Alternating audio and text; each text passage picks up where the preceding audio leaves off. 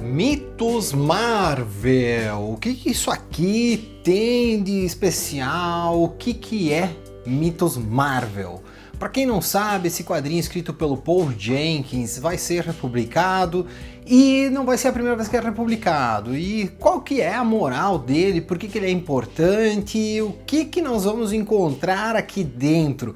É isso que nós vamos ver aqui no vídeo de hoje do Gibizinho. Mas antes de entrarmos nos pormenores dessa HQ, eu tenho que te convidar a se inscrever aqui no canal e já deixar o seu like. Muito obrigado para você que está sempre aqui presente e obrigado por voltar sempre que possível. Então vamos a fundo em Mitos Marvel, porque isso aqui é um mito? O que tem de mito nessa Marvel? Pois é, o Paul Jenkins recebeu a missão de revisitar as origens de alguns personagens clássicos da Marvel. Tô falando de Homem-Aranha, Capitão América, Hulk, Motoqueiro Fantasma, Quarteto Fantástico e X-Men. E isso lembra muito uma coisa que acontecia umas décadas atrás ali na Marvel, que autores eram convidados a revisitar a origem de personagens. Quem aqui não lembra que na Abril existia uma revista lá, um formatinho, que vira e mexe era republicado, chamado Origem dos Super-Heróis Marvel, ou algo que o valha.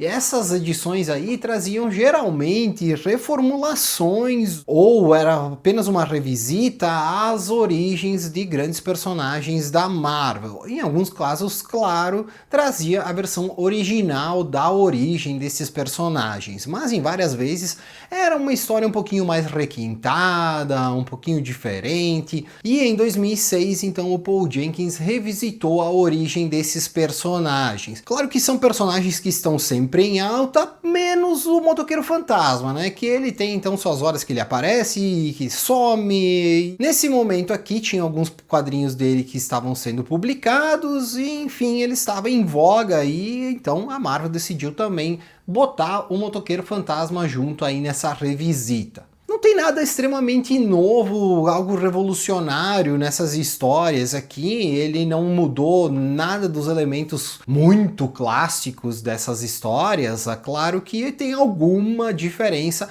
por exemplo, em matéria de tecnologia, né? A gente vai encontrar então um celular, coisa assim, que vai ser uma coisa mais atual, que lá onde que surgiram esses personagens já era uma coisa que não era, né, não existia, né? Eu tô falando de quadrinhos aqui, a maioria deles dos anos 60, e daí o Motoqueiro Fantasma um pouquinho depois, então é uma coisa nova, não é relativamente nova, porém o principal dessas histórias de origem está mantida fielmente como foi escritas lá, principalmente por Stan Lee, o Jack Kirby, o Steve Ditko, e no caso do Motoqueiro Fantasma, pelo Gary Friedrich e Companhia Limitada. As histórias basicamente se mantêm fiéis ao material de origem, né? Por exemplo, os X-Men, eles vão lutar contra o Magneto, vai mostrar uma primeira ação do Magneto, vamos dizer assim, né? Seriam ações mais públicas, ou seja, o pessoal, o mundo não conhecia realmente o Magneto, nem os X-Men, então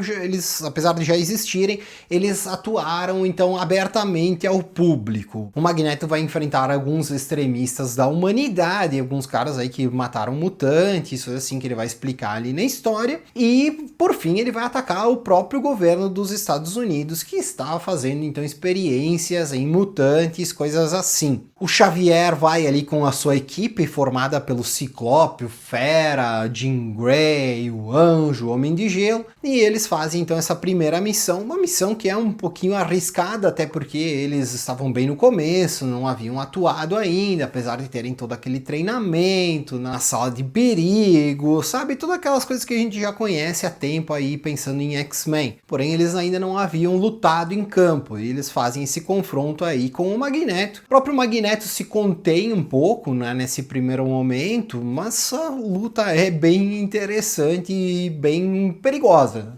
Já o Quarteto Fantástico aqui, ele está meio que se expondo ao público após voltarem do espaço. Como vocês sabem, eles foram para o espaço e ganharam seus poderes lá devido a explosões solares, radiação cósmica, e isso tudo está explicado aqui dentro, porém eles estão ali numa espécie de julgamento, que acontece lá nos Estados Unidos, às vezes tem que prestar contas aos governantes. Então eles estão ali explicando o que aconteceu com eles e se eles vão trabalhar para o governo ou o quê. E eles decidindo serem uma equipe depois de terem ganho seus poderes aí naquele grande acidente lá deles. No caso do quarteto, eles não lutam contra nenhum inimigo, porém, todos os quadrinhos aqui, todas essas histórias de origem, elas focam em mostrar assim, olha só o que o futuro ia mostrar para esses caras. Então tem algumas páginas que mostram os inimigos, os aliados, enfim, a trajetória desses personagens, coisas que ocorreriam depois dessa história de origem. Mas assim, fica uma ilustração ali mesmo só pra gente se emocionar de lembrar que eles passaram por tudo isso depois dessa origem aí, onde que a gente não sabia para onde que ia levar essa origem. Então aqui tem essa pequena homenagem em todas as histórias. Depois nós temos a origem do Hulk. Aqui é bem interessante ver a interação entre o Banner, o General Ross, a Beth,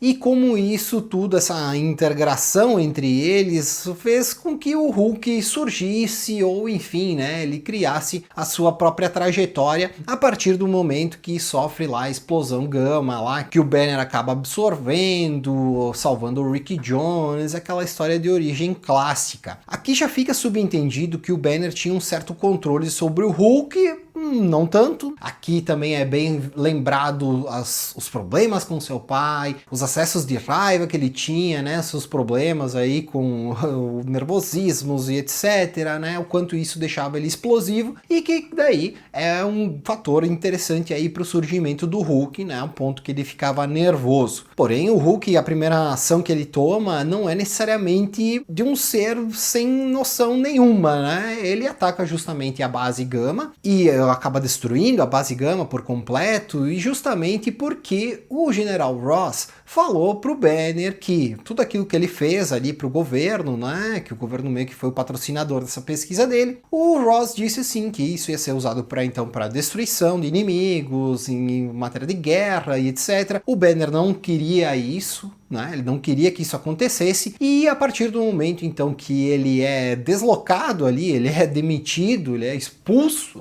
desse estudo Gama, ele então, quando que se torna um Hulk, decide que não, então se não vai ser um estudo controlado por mim, se vai ser usado para fazer armas e vai ser usado na guerra, eu não quero mais que isso aqui esteja disponível para o governo. Então o Hulk vai lá e destrói tudo. Bem legal ver como o General Ross usou da sua patente para eliminar o Banner da equação e principalmente para tirar ele do contato com a Betty Ross, que ele diz assim que não, os poderes que eu tenho eu vou usar para salvar a minha filha também, e você então não vai ter mais contato com ela, enfim. Isso tudo é um motivo bem grande pro Banner não querer mais saber da radiação gama lá dos estudos dele, e daí o Hulk destruiu tudo isso. Bem interessante essa história e essa reformulação. Na sequência nós temos a história do motoqueiro fantasma. A origem do motoqueiro fantasma talvez ela não é tão conhecida quanto as outras, né? Mas quem já está habituado com o personagem já sabe. Ele fez um pacto com o demônio ao descobrir que seu pai adotivo estava com câncer, um câncer terminal,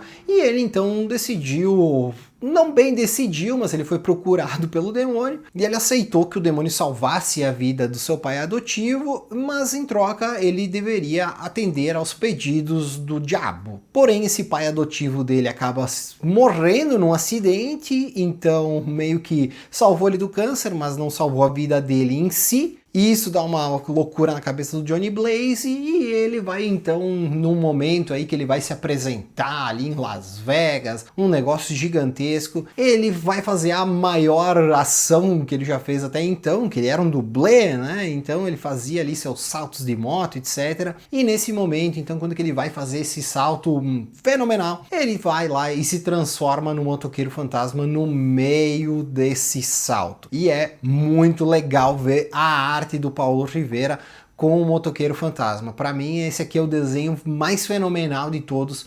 é o Motoqueiro Fantasma do Paulo Rivera. Que desenho lindo! Depois nós vemos a origem do Capitão América. Essa aqui eu acredito que é aquela que mais foi revisitada durante os anos, porque a origem do Capitão América vem lá dos anos 40 ainda. E depois, nos anos 60, ele volta ativa e daí é criado um retcon lá falando aquela história do Bucky, que o Bucky então teria morrido num acidente ali com um avião, e nesse mesmo acidente então Steve Rogers teria caído na água e congelado e só seria encontrado pelos Vingadores aí 20 anos depois, mais ou menos, quase isso. Aqui a história mostra a origem, né, quando que ele ganha ali os poderes, toda aquela história de que ele era um garoto raquítico, que queria ir pra guerra, que o pai dele tinha ido pra guerra, então ele queria também ajudar o seu país, etc. Porém, ele era muito fraco, ele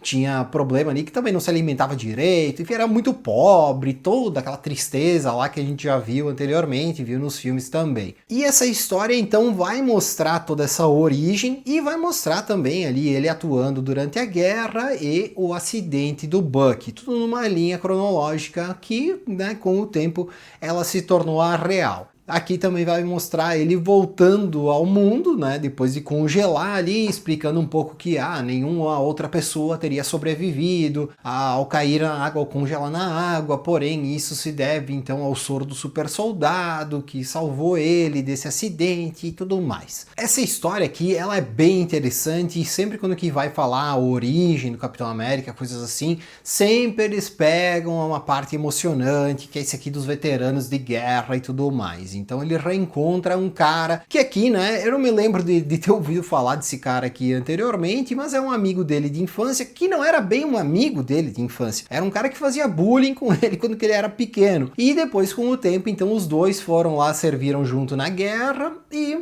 hoje, né, depois de ele ter sido descongelado e tudo mais, ele encontra esse amigo e esse amigo então está bem idoso, ou seja, tem uma mudança já, mostrando que esse descongelamento do Capitão América se passou muito tempo depois, diferente da original, que seria então basicamente uns 20 anos depois. Aqui, né, já dá para entender que é bastante tempo depois, 40, 50, 60, 70 anos depois. E por fim nós temos a história do Homem-Aranha, que também é bem emocionante, como a gente sabe, lá a morte do tio Ben, aquela questão lá dele querer ganhar dinheiro com os poderes dele se apresentar, ele não impedir um assaltante, e esse assaltante vai lá e mata o tio Ben. Então aqui nós vamos ver a frase lá do tio Ben de uma forma um pouco diferente, que eu acho que isso aqui dá um charmezinho especial para a frase, porque tio Ben não fala exatamente com grandes poderes vem grandes responsabilidades. Mas o Peter entende isso, que com grandes poderes vem grandes responsabilidades. E acho que isso aqui é um ponto legal, assim, para não mostrar que foi extremamente literal aquilo que o tio Ben falou, mas enfim, o Peter entendeu a mensagem que ele queria passar com isso. Aí vai mostrar então essa primeira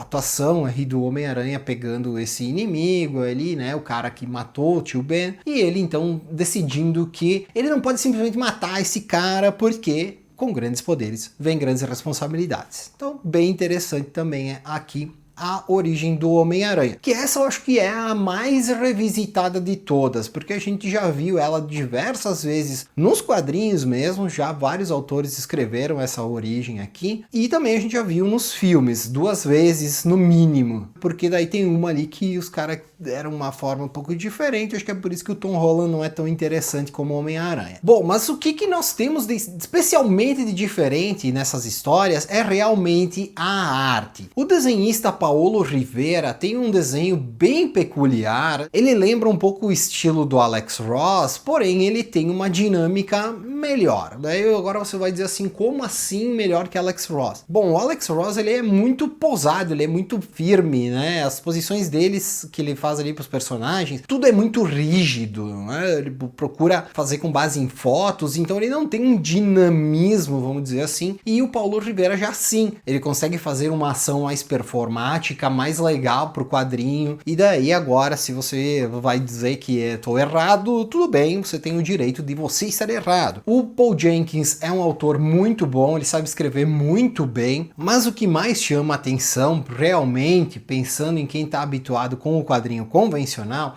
é justamente a arte do Paulo Rivera. Pessoal, vai ser republicado esse material. Eu acredito que se você não tem, se você gosta desses personagens, é um material legal. Eu tenho esse aqui, não vendo ele, vou segurar esse formato aqui, que foi o anterior, aí o último que saiu. E eu acho que é um material que vale a pena para você marveco como um todo. Então se você gosta da Marvel, Mitos Marvel é um quadrinho que eu acho que merece entrar na sua coleção.